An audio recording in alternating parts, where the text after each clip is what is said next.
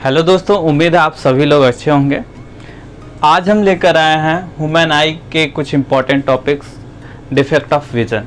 पिछले लेक्चर में हमने डिफेक्ट ऑफ विज़न का एक पार्ट डिस्कस किया जो मायोपिया था। मायोपिया के बारे में हमने बताया था वो क्या होता है, जिसे हम लोग शॉर्ट साइटेडनेस भी कहते हैं, और वो किस कारण होता था वो भी हमने डिस्कस किया, और उसको कैसे करेक्ट किया जाता है वो भी हमने बताया था। उसे हमने फिगर के थ्रू भी बताया था कि कैसे वो एक मायोपिक आई कैसी होती है, उसका इमेज कहाँ बनता है, और जब उसे करेक्शन करते हैं तो किस टाइप के लेंस को लगा के उसे करेक्ट करते हैं। तो चलिए देखते हैं। आज हम लोग बात करेंगे हाइपरमेट्रोपिया, जो मायोपिया का जस्ट अपोजिट है। मायोपिया में हमने पढ़ा था दोस्तों कि दूर की जो वस्तुएं होती थी, यानी जो हम लोग डिस्टेंट ऑब्जेक्ट को क्लियरली देख नहीं पाते थे, लेकिन हम नियर बाई ऑब्जेक्ट को क्लियरली देख पाते थे। उसमें क्या होता था कि जो डिस्टेंस हमारा जो फार पॉइंट होता था वो लेस देन इन्फिनिटी हो जाता था, यानी इन्फिनिटी से कम हो जाता था। लेकिन यहाँ पे हम लोग बात करेंगे जब हाइपरमेट्रोपिया के बारे में, तो यहाँ पे ठीक उसका अपोजिट हो जाएगा। यहाँ पे हम लोग डिस्टेंट ऑब्जेक्ट को क्लियरली देख पाएंगे, लेकिन नियर बाई ऑब्जेक्ट को हम लोग क्लियरली नहीं देख पाते हैं, क्योंकि यहाँ पे जो नियर बाई ऑब्जेक्ट, जो हमारा नियर पॉइंट होता है आइज का हाइपरमेट्रोपिक आई में, वो क्या होता है 25 मीटर से ज़्यादा हो जाता है, जिसकी वजह से हम लोग हाइपरमेट्रोपिया के शिकार हो जाते हैं। तो इसके क्या कारण है, ये कैसे होता है, उस पर भी हम लोग डिस्कस करेंगे। तो चलिए अब टॉपिक वाइज इसे समझते हैं, हाइपरमेट्रोपिया क्या होता है। तो हमने यहाँ पे लिखा है दोस्तों, hypermetropia is that defect of vision in which person cannot see the nearby object clearly though he can see the distant object clearly। यानी कहा गया कि हाइपरमेट्रोपिया एक टाइप का डिफेक्ट ऑफ विजन है जिसमें व्यक्ति नज़दीक की वस्तुओं को देख नहीं पाता है, क्लियरली स्पष्ट रूप से देख नहीं पाता है, लेकिन वह दूर की वस्तुओं को आसानी से देख पाता है। तो वो किस रोग से पीड़ित होता है? हाइपरमेट्रोपिया, जिसे हम लोग क्या कहते हैं, दूरदृष्टि दोष। ठीक है, अब बात करते हैं, इसमें एक नेक्स्ट पॉइंट है, the near point of hypermetropic I is more than 25 centimetre away. हम लोग जानते हैं कि हमारा जो निकट, हमारे आँख का, स्वस्थ मनुष्य के आँख का निकट बिंदु 25 सेंटीमीटर है। मतलब कि किसी भी ऑब्जेक्ट को हम लोग क्लियरली देखने के लिए उसके नियरली हमें कितना रखना होता है, 25 सेंटीमीटर। जब वो उससे अधिक हो जाता है तो वो क्या होता है, हाइपरमेट्रोपिक के डिफेक्ट होते हैं। It is just opposite to myopia, यानी मायोपिया में जितनी भी कंडीशन थी ठीक उसका उल्टा यहाँ पे होगा, वाइस वर्सा कह लिया जाए। ठीक है, तो कॉजेज क्या है, इसके कारण क्या होते हैं, ये किस टाइप से होता है, यानी इसकी वजह क्या होती है कि हाइपरमेट्रोपिया होता है पर्सन्स, व्यक्ति को, due to low converging power. यानी हमारे आइज का अगर पावर जो हो लो हो जाए, कम हो जाए, कन्वर्जिंग पावर जो हो लो हो जाए, ये किसकी वजह से लो होगा, जब उसका फोकल लेंथ क्या होता है, बढ़ जाता है, तो हम लोग हाइपरमेट्रोपिक के शिकार हो जाते हैं। और फिर क्या, due to eyeball being too short, यानी जो हमारा आई बॉल होता है, आई बॉल का मतलब जो आँख की पुतली होती है वो क्या होती है, शॉर्ट हो जाती है, छोटी हो जाती है, जिससे हमारा जो इमेज बनता है दोस्तों, जो प्रतिबिंब जिसे हम लोग कहते हैं, रेटिना पे न बन के बिहाइंड द आई बनता है, यानी आँख के पीछे बनता है, जिसकी वजह से हम लोग क्या कहते हैं, उस कंडीशन में हमारा इमेज रेटिना पे न बन के उसके पीछे बनता है, और ये किसके अंतर्गत आता है, हाइपरमेट्रोपिया के। तो इसको समझने के लिए हम लोग फिगर के थ्रू समझेंगे कैसे हाइपरमेट्रोपिया में हमारा आइज फॉर्मेशन यानी इमेज फॉर्मेशन कहाँ होता है, उसको करेक्ट कैसे करेंगे। काज हमने समझ लिया किसकी वजह से, क्योंकि आई लेंस के जो कन्वर्जिंग पावर क्या होती है, कम हो जाती है, जिसकी वजह से हम हाइपरमेट्रोपिया के शिकार हो जाते हैं। और एक कारण होता है आई बॉल हमारा क्या होता है, शॉर्ट हो जाता है, जिससे क्या होता है, रेटिना हमारा और नज़दीक आ जाता है, तो जहाँ पे बनना चाहिए इमेज वहाँ पे न बन के वो क्या होता है, आइज़ के भी यानी बिहाइंड द आइज़ बनता है। तो ये क्लियर हो गया आपको। चलिए अब हम लोग आगे इसके फिगर के थ्रू इस हाइपरमेट्रोपिया को समझते हैं और इसके करेक्शन के बारे में भी डिस्कस करते हैं। अब देखिए दोस्तों, बात करेंगे हम लोग रे डायग्राम जो हाइपरमेट्रोपिक आइज का है, यानी जो आइज हाइपरमेट्रोपिया से इफेक्टेड है उसके रे डायग्राम के बारे में डिस्कस करेंगे। उसमें इमेज कहाँ बनता था हमने बताया था दोस्तों, कुछ देर पहले ही हमने डिस्कस किया कि हाइपरमेट्रोपिया से अगर कोई आई इफेक्टेड है तो उसका इमेज बिहाइंड द रेटिना बनता है और इसकी जो नियर पॉइंट होती है मोर देन 25 सेंटीमीटर हो जाती है। यानी जो हमारा निकट बिंदु होता है आँख की, तो वो क्या होता है 25 सेंटीमीटर से ना होकर के उससे अधिक हो जाता है। तो देखिए सबसे पहले फिगर में देखा जाए तो ये देखिए आपका नॉर्मल है, यानी एन रिप्रेजेंट कर नियर बाई ऑब्जेक्ट। यानी यहाँ पे हमने क्या रखा है, नियर बाई ऑब्जेक्ट को, यानी निकट बिंदु है, यहाँ पे हमने किसी ऑब्जेक्ट को रखा जो आई लेंस से 25 सेंटीमीटर के रेंज पे है, ठीक है। और डाइवर्जिंग रे फ्रॉम नियर बाई ऑब्जेक्ट, यानी ऑब्जेक्ट क्या डाइवर्जिंग रेज निकाल रहा है और फिर वो आई लेंस से जब कांटेक्ट में आता है, आई लेंस के कांटेक्ट में आता है तो वो कन्वर्ज होता है। कन्वर्ज होने के बाद वो रेटिना पे न बन के बिहाइंड द रेटिना इस पॉइंट पे बनना है, आई पॉइंट पे बनना है। तो यानी हम कहेंगे image is found behind the retina. तो ये पहली कंडीशन थी दोस्तों, अगर किसी भी ऑब्जेक्ट को हम लोग 25 सेंटीमीटर के रेंज पे रखा जाए और उससे जो रेज निकले, डाइवर्जिंग रेज निकल रही है, आईज लेंस के कांटेक्ट पे आने पे कन्वर्ज होगी। कन्वर्ज होने के बाद वो ऐसे पॉइंट में मिलेगी जो रेटिना के पीछे होगा और वहां पे इमेज फॉर्म होगा। तो ये कंडीशन किसमें थी, हाइपरमेट्रोपिक आई में, यानी जो आई हाइपरमेट्रोपिया से इफेक्टेड है। अब हम लोग बात करेंगे ठीक उसी की दूसरी कंडीशन में, यानी दूसरे कंडीशन में हम ये बात करेंगे कि जो हमारा नियर बाई पॉइंट है वो क्या होगा, नियर पॉइंट जिसे हम लोग कहते हैं निकट बिंदु, वो 25 सेंटीमीटर से अधिक हो जाता है। जब 25 सेंटीमीटर से अधिक हो जाता है तो हमारा जो इमेज कहाँ बनेगा, रेटिना पे बनेगा। तो इसलिए क्लियरली कह सकते हैं कि हम लोग दूर की वस्तुएं को साफ साफ देख सकते हैं बट नज़दीक की वस्तुओं को हम लोग साफ नहीं देख पाते हैं। तो ये कंडीशन किस में आती है, हाइपरमेट्रोपिया में आती है, जिसे हम लोग कहते हैं दूर दृष्टि दोष कहते हैं, ठीक है। तो यहाँ पे देखिए ये एन डैश जो है ये मोर देन 25 सेंटीमीटर को रिप्रेजेंट कर रहा है और ये एन क्या, नियर पॉइंट ऑफ द आई है, ठीक है।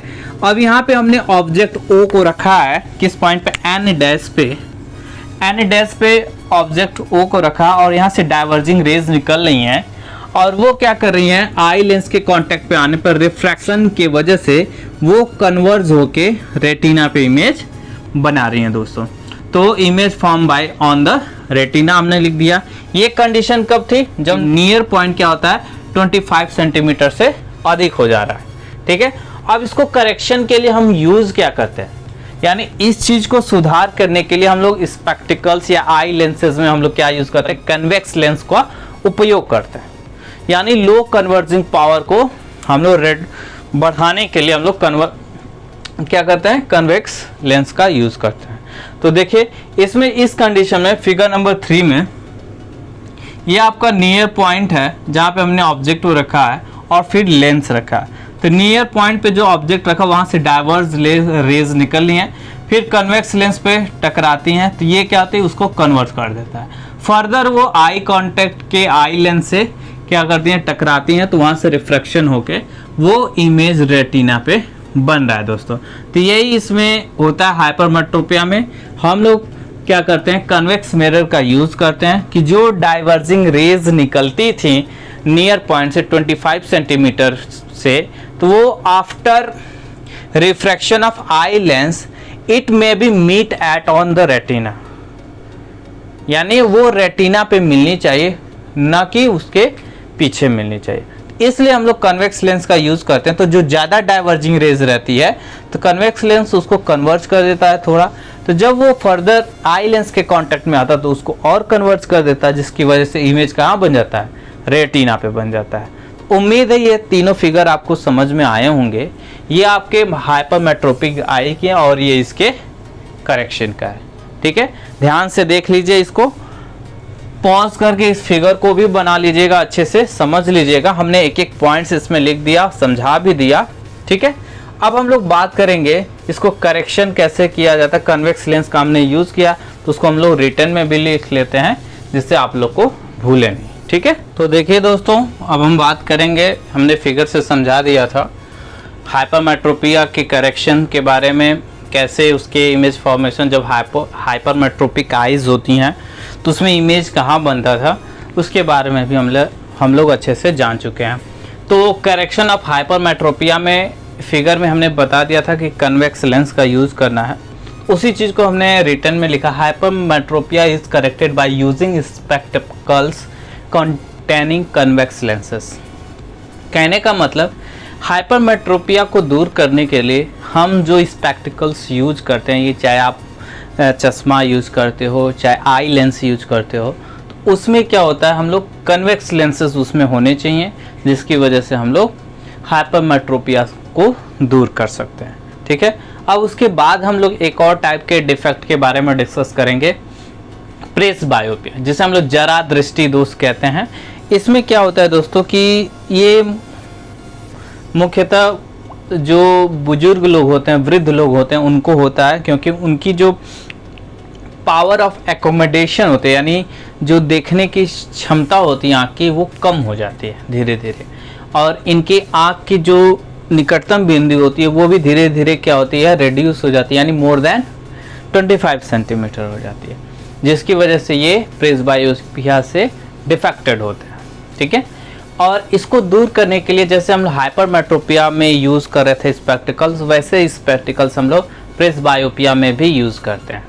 कभी कभी कुछ ऐसे भी बुजुर्ग होते हैं जिनको न तो दूर का दिखता है न तो नज़दीक का दिखता है साफ साफ, यानी क्लियरली वो दोनों इमेज को नहीं देख पाते, जिसकी वजह से उन लोगों के स्पेक्टिकल्स में बाईफोकल लेंस का यूज़ होता है, जिसमें कन्वेक्स लेंस के साथ साथ कनकेव लेंस भी होता है। कन्वेक्स लेंस किस लिए यूज होता है दोस्तों, जैसे किसी चीज़ नज़दीक की चीज़ों को देख के पढ़ने हेतु, और जो दूर की वस्तुओं को देखने के लिए कनकेव लेंसेज के यूज़ होते हैं। तो उम्मीद है ये सभी पॉइंट्स आपको क्लियर हो गए होंगे। तो चलिए देखते हैं presbyopia. Presbyopia is the defect of vision due to which an old person cannot see the nearby object clearly due to loss of power of accommodation.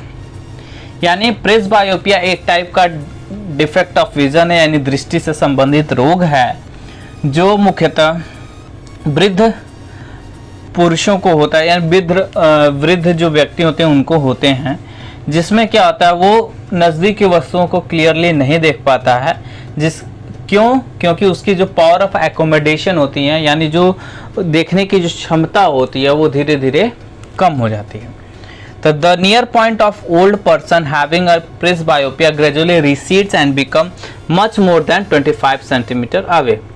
यानी जो ओल्ड पर्सन के जो नियर पॉइंट होती हैं, जिसको presbyopia हुआ रहता है, वो धीरे धीरे क्या होता है, उसका नियर पॉइंट रिसीड यानी बढ़ता जाता है, यानी मोर देन 25 सेंटीमीटर से ज़्यादा हो जाता है। ठीक है, और इस डिफेक्ट को दूर करने के लिए हम हाइपरमेट्रोपिया में जो स्पेक्टिकल्स यूज़ करते थे वही चीज़ें यहाँ पे भी यूज़ करेंगे, यानी जिसमें कन्वेक्स लेंसेज का उपयोग होता हो, यानी ऐसे स्पेक्टिकल्स जिसमें कन्वेक्स लेंस का उपयोग होता है, अगर उसी स्पेक्टिकल्स को हम लोग हाइपरमेट्रोपिक पर्सन को दे दिया जाए, यानी उनको यूज़ करने के लिए कह दिया जाए, तो वो इस रोग से धीरे धीरे छुटकारा पा सकते हैं। उम्मीद है ये सभी पॉइंट्स आपको क्लियर हो गए होंगे।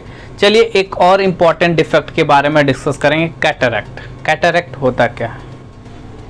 देखिए दोस्तों, अब बात करेंगे कैटरैक्ट के बारे में। कैटरैक्ट क्या होता है, यानी यहाँ पे हमने लिखा है a medical condition in which the lens of the eyes person becomes progressively cloudy resulting in blood vision is called cataract. यानी कैटरैक्ट एक मेडिकल कंडीशन होती है, यानी जिसमें क्या होता है कि पर्सन की जो आइज लेंस होती है वो धीरे धीरे क्या होती है, प्रोग्रेसिव क्लाउड यानी ओपेक की तरह बिहेव करने लगती है, जिससे किसी भी ऑब्जेक्ट का जो इमेज है उसे ब्लर दिखता है, यानी साफ नहीं दिखता है। अब देखिए, cataract develops when eye lens of a person becomes cloudy due to formation of membrane over it.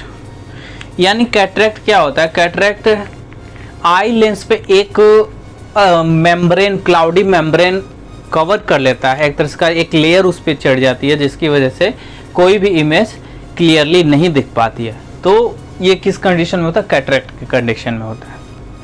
ठीक है, यानी एक तरह से कहा जाए जैसे मोतियाबिंद हम लोग जिसे कहते हैं, मोतियाबिंद कैटरेक्ट को ही कहा जाता है, जिसमें एक क्या होता है, आई लेंस पे एक लेयर आ जाती है और उस ये जो क्या होता है किसी स्पेक्टिकल्स यानी किसी भी लेंस वगैरह से ख़त्म नहीं होता, इसको हम लोग सर्जिकल ऑपरेशन कराना पड़ता है, तब जाके हम लोग इस डिफेक्ट से दूर हो पाते हैं। या अगर वो क्लाउडी या जो आइज लेंस क्या है बहुत ज़्यादा इससे प्रभावित है, तो हम वहाँ पे आर्टिफिशियल लेंस का भी उपयोग करते हैं।